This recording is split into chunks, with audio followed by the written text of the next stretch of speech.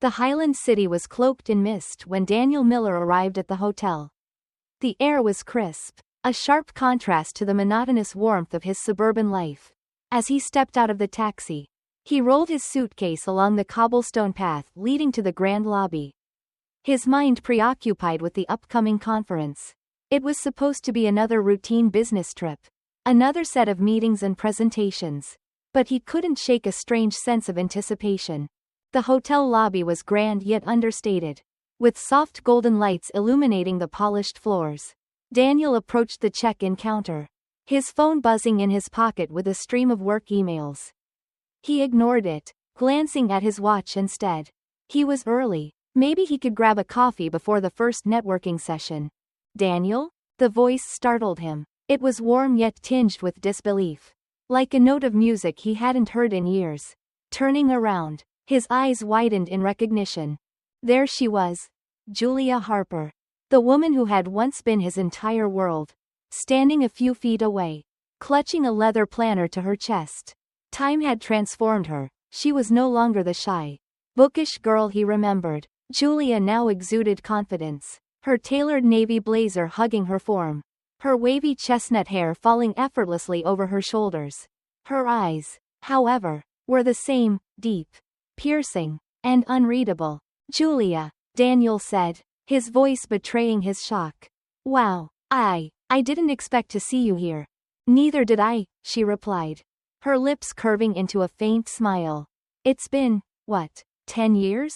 11, Daniel corrected, his words slipping out before he could stop them.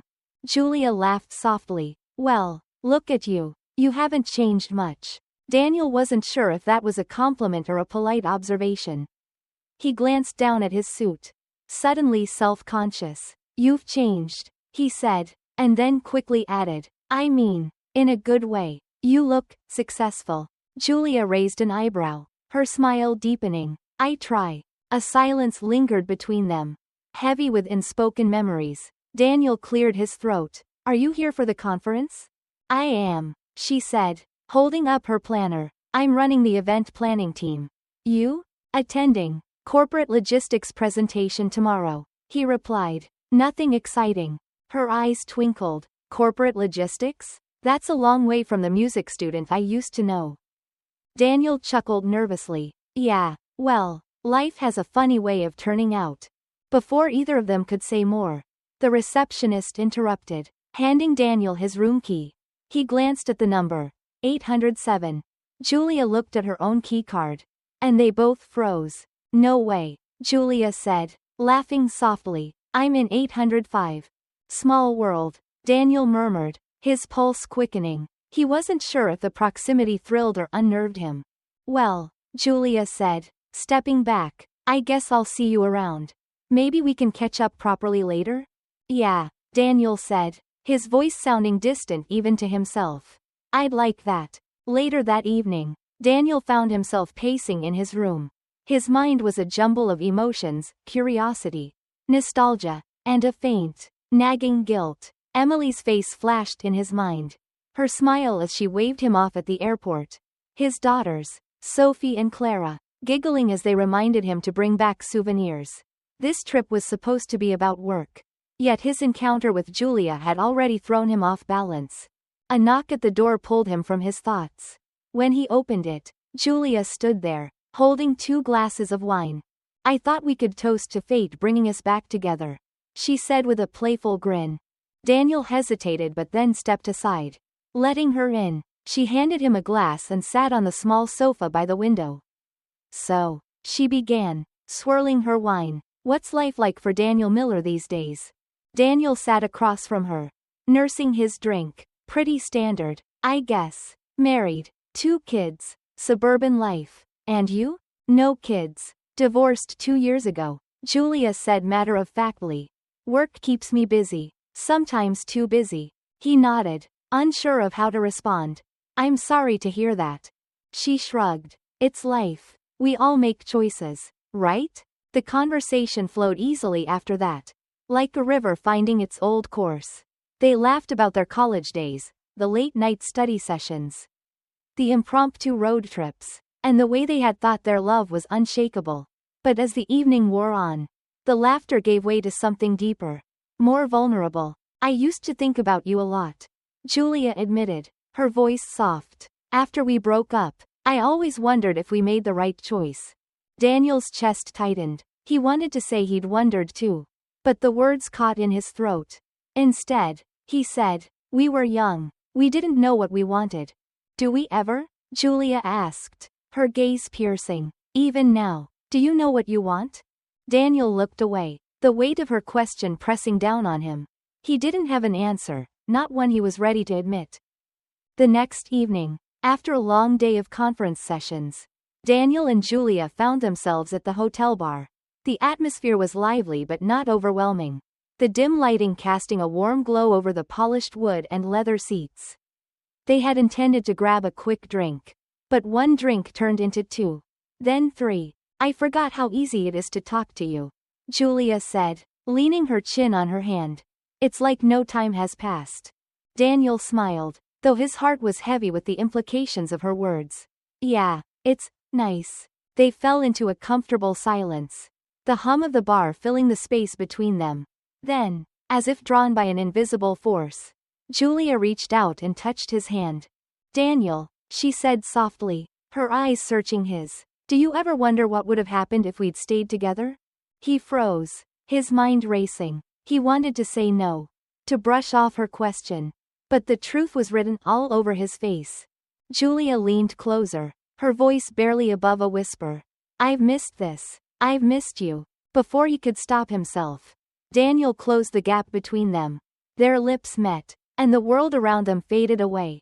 For a moment, it was as if the last 10 years had never happened, as if they were back in college, young and in love. But as the kiss deepened, a wave of guilt crashed over Daniel. He pulled away abruptly, his breath ragged. We can't, he said, his voice shaking. This isn't right. Julia's expression was unreadable, but she nodded. I know, but it felt real. It doesn't matter, Daniel said, his heart pounding. I can't do this. He stood, throwing a few bills on the table. Good night, Julia. As he walked away, he felt the weight of his actions pressing down on him. He had crossed a line, and there was no going back. Daniel woke the next morning with a knot in his stomach, the events of the previous night replaying in his mind like a bad dream. The kiss, Julia's words, the feelings he thought he had buried long ago. He splashed cold water on his face, gripping the edges of the sink as he stared at his reflection. What have I done? He whispered to himself. There was a knock at the door, and his heart sank. He knew it was Julia. His mind raced with excuses. He wouldn't answer. He'd leave a note. He'd just avoid her entirely, but the persistent knocking forced him to act. He opened the door slightly, peering out. Daniel, Julia said softly, looking every bit as conflicted as he felt. Can we talk? I don't think that's a good idea, he replied, his voice tight. Please, she insisted. Just 5 minutes. Reluctantly, he let her in, closing the door behind her. Julia stood in the center of the room, her arms crossed, her confidence from the night before replaced with visible unease. I shouldn't have pushed you last night, she began, avoiding his gaze. I got caught up in everything. So did I, Daniel admitted, his voice barely above a whisper. But it can't happen again. Julia nodded, but there was a hint of sadness in her eyes. I get it. You have a family. You're a good man, Daniel, better than I deserve. It's not about that, he said quickly. It's about doing the right thing. For my wife, my kids, and for you. Julia gave him a faint smile, though it didn't reach her eyes. I'll see you around, Daniel. She left without another word. And as the door clicked shut, Daniel felt a weight lift, only to be replaced by an even heavier one. The damage had been done, and no amount of rationalizing could erase it. The flight home was agonizing. Daniel couldn't focus on the in-flight movie or the book he had brought along. Every time he closed his eyes, he saw Julia's face, or worse, Emily's, looking at him with trust and love.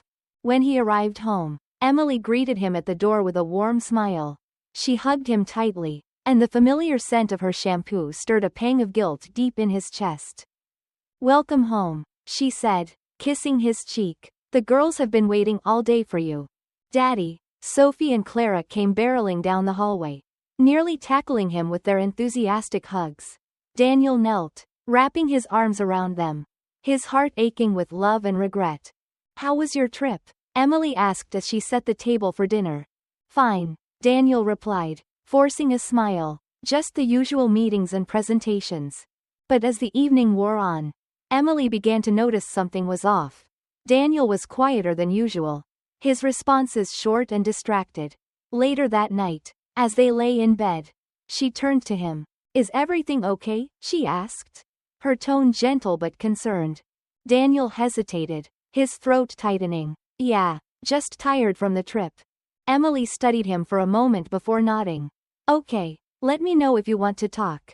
He nodded, but as she drifted off to sleep, he lay awake, staring at the ceiling. The weight of his secret was unbearable, but he couldn't bring himself to shatter the peace of their home. 2 weeks later, just as Daniel began convincing himself he could bury the affair and move on, disaster struck. It was a Friday evening, and he was at the office finishing a late meeting when his phone buzzed with a frantic call from a neighbor. Daniel, there's a fire at your apartment building. His heart stopped. What? Are Emily and the girls? I don't know. The neighbor interrupted. It's bad. You need to get here now. Daniel didn't even hang up the phone. He grabbed his car keys and bolted out the door, his mind racing with worst-case scenarios. By the time he arrived, the street was chaos. Fire trucks and ambulances lined the curb, and smoke billowed into the night sky. Emily, he shouted, pushing through the crowd. Sophie, Clara. Panic clawed at his chest as he searched for his family. Then, through the smoke and noise, he heard the sweetest sound in the world. Daniel. Emily stood across the street, holding Sophie and Clara close. Tears streamed down her face as she waved to him. He ran to them, pulling them into a fierce embrace. Thank God, he whispered, his voice breaking. Thank God you're okay. We're fine, Emily said, her voice shaky. We got out just in time. Daniel held them tighter, his heart pounding. In that moment, all the guilt and confusion he had been carrying seemed insignificant. Nothing mattered more than his family. That night, as they stayed at a temporary shelter provided by the Red Cross, Daniel couldn't take his eyes off Emily. She was exhausted but still managed to comfort the girls, reassuring them that everything would be okay. Emily, he said quietly once the girls were asleep.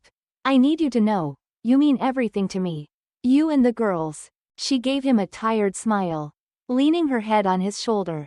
We're a team, Daniel. We always have been.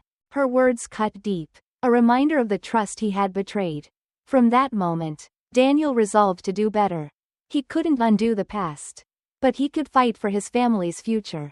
As Daniel worked to rebuild his life, he received an unexpected message from Julia. I'm sorry for everything. I never meant to cause you pain. I hope you find happiness. You deserve it. Daniel stared at the message for a long time before deleting it. He had made his choice, and there was no turning back. Julia was a chapter of his life that was now firmly closed. One evening, as Emily prepared dinner, Daniel decided he couldn't keep his secret any longer. He sat her down and confessed everything, the encounter with Julia, the kiss, and the regret that had haunted him ever since. Emily's face crumbled as she listened. Tears filled her eyes, and she pulled her hands away from his. I trusted you, she said, her voice trembling. How could you do this to us? I know, Daniel said, his own voice breaking. I've let you down in the worst way possible. But I'll do whatever it takes to make this right. Please, Emily. She didn't respond immediately. The silence stretched between them, heavy and suffocating. I need time, she finally said, her voice barely above a whisper. To process this, to figure out if I can forgive you. Over the weeks that followed, Daniel worked tirelessly to rebuild Emily's trust. He attended counseling, took on more responsibilities at home, and made a point to communicate openly. Slowly, Emily began to see his efforts as sincere. When Emily revealed she was pregnant, it brought a renewed sense of hope to their home. Daniel threw himself into preparing for the baby, cherishing every moment with his family. The days following Daniel's confession were tense. Emily withdrew into herself, barely speaking to him unless it concerned the children. At night, she often slept in the guest room, leaving Daniel alone with his thoughts.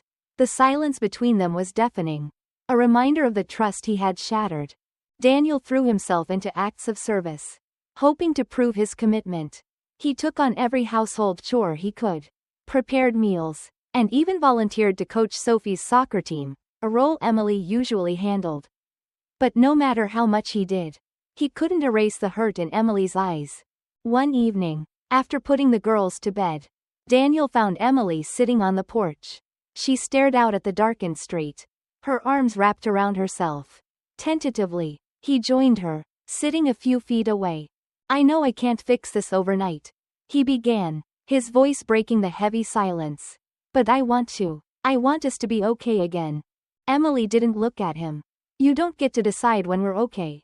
Daniel, I need time. And honestly, I don't even know if I can trust you again." Her words pierced him, but he nodded. "I understand. I'll give you all the time you need."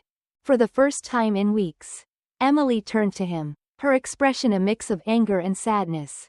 Do you understand what it's like to look at someone you love and feel like you don't know them anymore?" Daniel opened his mouth to respond but found himself at a loss for words. Instead, he reached out, hesitated, and then withdrew his hand. "I'm sorry, Emily, for everything." At Emily's insistence, they began attending couples counseling. The sessions were raw, forcing both of them to confront uncomfortable truths. Emily vented her pain and frustration, while Daniel admitted to his feelings of dissatisfaction and weakness that had led him astray. "It wasn't about you," Daniel said during one session, his voice cracking. "It was about me, my insecurities, my fear of stagnation. I never stopped loving you, Emily." Emily's eyes filled with tears, but her voice was steady. "That doesn't make it hurt any less. Daniel, you made a choice, and that choice broke us." The counselor guided them through exercises to rebuild communication and trust. It was slow, painstaking work, but it forced them to face the emotions they had both been avoiding. One session was particularly intense. Emily finally voiced her greatest fear. "What happens the next time you feel stagnant? Daniel, do you look for another distraction? Another Julia?" Daniel shook his head vehemently. "There won't be a next time. I've learned the hard way what I stand to lose. And I'm not willing to risk that again. Ever." Weeks turned into months, and Emily began to see subtle changes in Daniel. He was more attentive, more present, and more willing to show vulnerability. Still, she couldn't shake the fear that his actions had planted in her heart. One evening, as they sat in the living room, Emily finally spoke the words she had been wrestling with. "I've decided to stay." Daniel looked at her, his expression a mixture of relief and disbelief. "You have?" "For now," she clarified. "But this doesn't mean I've forgiven you. It means I'm willing to try, for the kids and for us."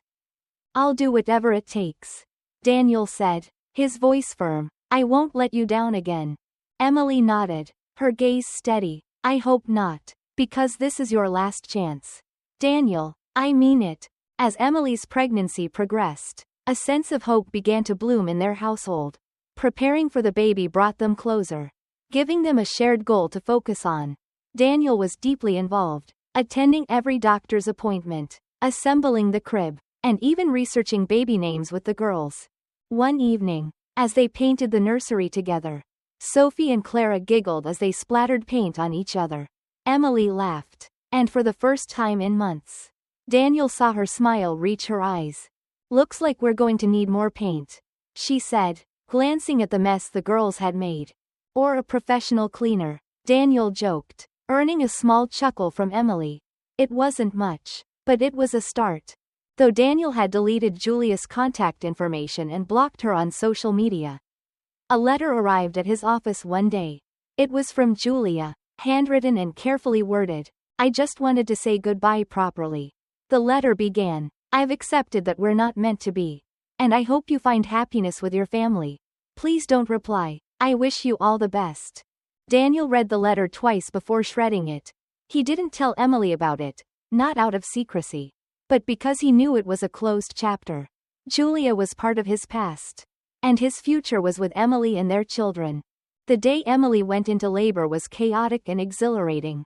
Daniel stayed by her side the entire time, holding her hand and whispering words of encouragement. After hours of labor, their son was born, a healthy, wriggling bundle of joy with a head full of dark hair. As the nurse placed the baby in Emily's arms, Daniel felt a surge of emotions he couldn't put into words. He leaned down, kissing Emily's forehead. "You're amazing," he said, his voice thick with emotion. Emily smiled up at him. Exhaustion etched on her face. "We did this together." In that moment, Daniel realized just how much he owed to the woman who had chosen to give him another chance. Life with a newborn was chaotic but joyful. Daniel and Emily found themselves working as a team again, navigating sleepless nights and diaper changes with a renewed sense of partnership. One night, as they sat on the couch with the baby sleeping in Emily's arms, Daniel turned to her. "Thank you," he said quietly. "For what?" she asked, looking at him. "For believing in me. For staying." Emily's eyes softened. "I didn't do it for you, Daniel. I did it for us. For this family. And I'll spend the rest of my life proving you made the right choice," he promised. Despite the joy of their new son, cracks in the foundation of their relationship still lingered. Trust, once broken, is difficult to rebuild, and Emily found herself questioning Daniel in moments of vulnerability. A late meeting or an unexplained phone call would send her mind spiraling, even if she didn't voice it aloud. One evening, as Daniel was preparing to leave for a work dinner, Emily stood in the kitchen, chopping vegetables with a force that betrayed her simmering frustration. "Do you have to go?" she asked, not looking up. "It's just a networking event," Daniel replied, adjusting his tie. "I'll be home by 10. Emily set the knife down, her jaw tight. "It's always just something. I thought you were trying to prioritize us." Daniel froze, the weight of her words sinking in. He walked over, placing a hand on her shoulder. "Emily, I promise you, there's nothing to worry about.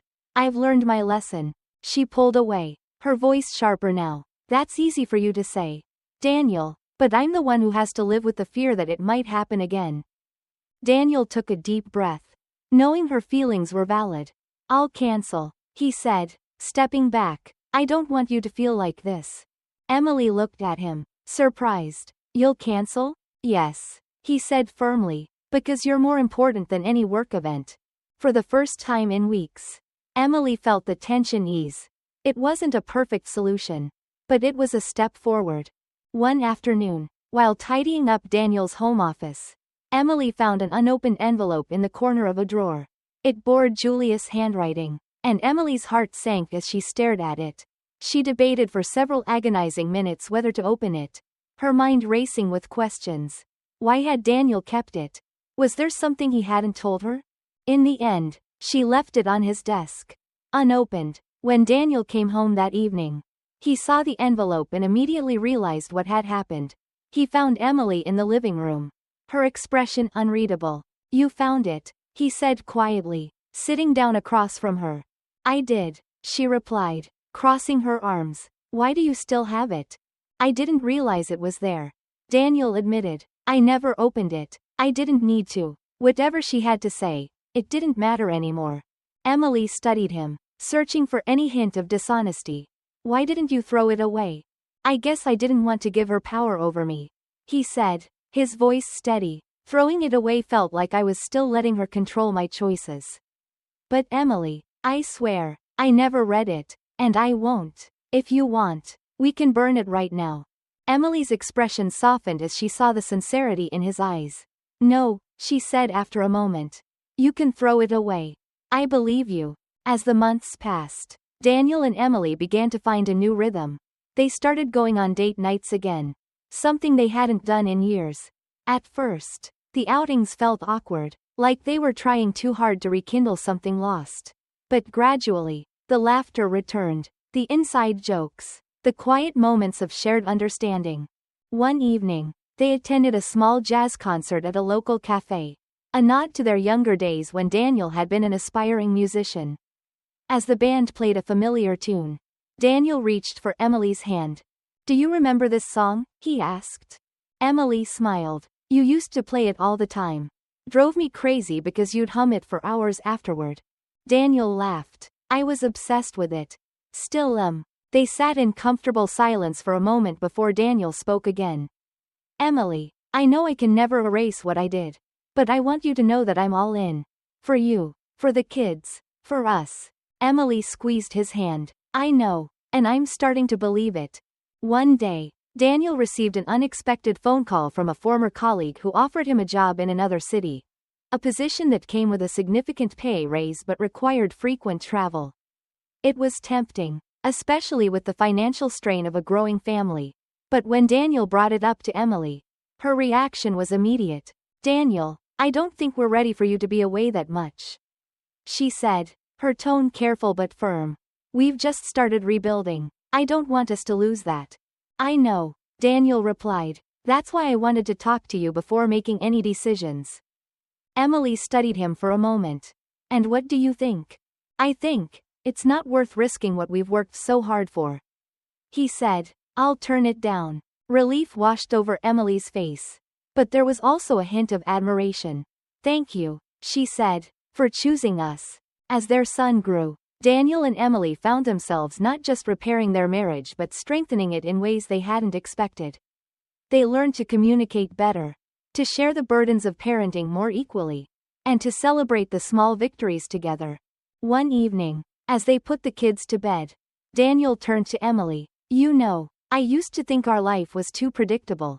But now I realize that's what makes it beautiful. Emily smiled, resting her head on his shoulder. Predictable isn't so bad when it means stability and love. Daniel kissed her forehead, his heart full. You've taught me what real love looks like. Thank you for that. It wasn't until their anniversary the following year that Emily finally felt ready to forgive Daniel. As they sat in the backyard, watching the kids play, she turned to him and said, I want you to know. I forgive you. Daniel's eyes filled with tears. You don't know how much that means to me. Emily reached for his hand. It doesn't mean I've forgotten. But it means I'm choosing to move forward with you. And I trust that you won't break us again.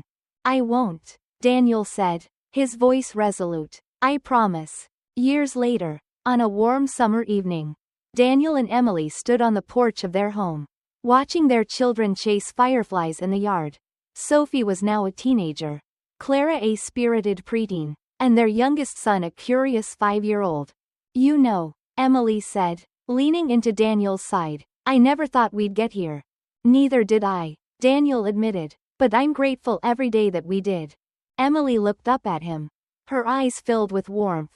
I love you. I love you too, Daniel replied, pulling her close. More than you'll ever know. As the children's laughter filled the air, Daniel realized that his greatest mistake had also become his greatest lesson. Love wasn't about never falling, it was about choosing to stand back up together, and for that, he would be forever grateful.